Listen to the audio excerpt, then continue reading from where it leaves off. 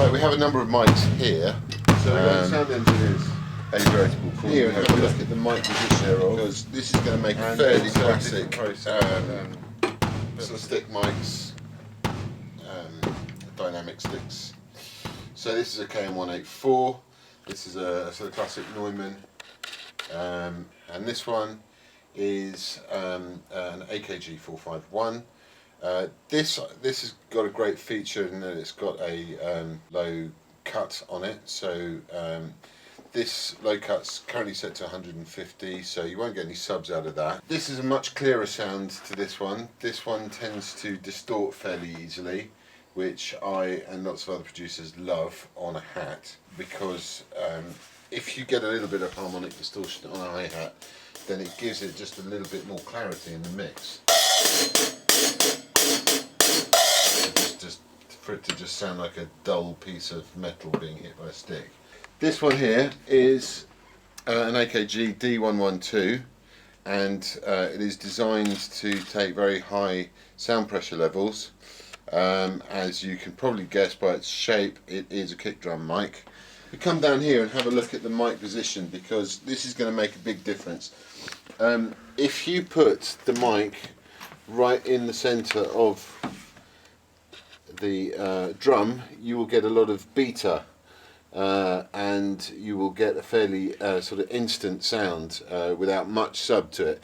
If you put it slightly offset from the beta, then you will not get so much direct beta sound, and you'll get a little bit of sub. The further out you put it from the kick, the more sub you get. So I like to put it around here, because we are recording a funk kit today. So I want a fairly boomy kick with a little bit of bite to it.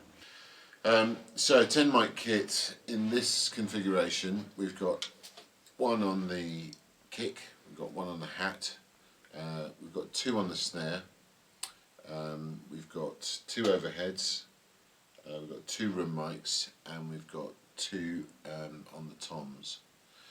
So the basic rule of thumb of miking a kit, you need to make sure that every microphone has its own focus and is not impeded by the drums around it. You know, you're really looking at making physical changes to alter your sound. So the amount of baffling you have within the kit. The beta obviously is very important as well.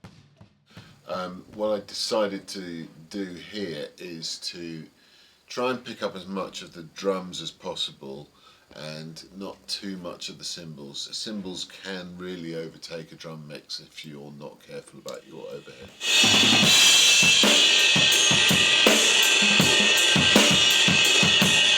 Pointed them very much at the drums, so it picks up the cymbals, but the cymbals are not the main focus of attention of these two overheads. The snare mic positions are equidistant from the skin. Generally speaking, it's better off to keep them quite close at right angles to each other. Also helps with combating phasing. Okay, next up, let's have a look at tom positions. Now, I would normally have the mic set up, but I've taken them off for another job. So I used a couple of SM7s. I put one here between the top two, and I put one pointing at the floor tom down here. SM7s are very good at picking up low end, so if we put them here, then the sort of response we'll get from the toms, we'll get quite a lot of the hollow ring from the tom, and because they're great at high SPL stuff, you won't be tripping out the transients every time you hit the toms hard. So next we have two room mics, equidistant again from the kit. These are Rode NT1As. I like these mics because they're very, very quiet.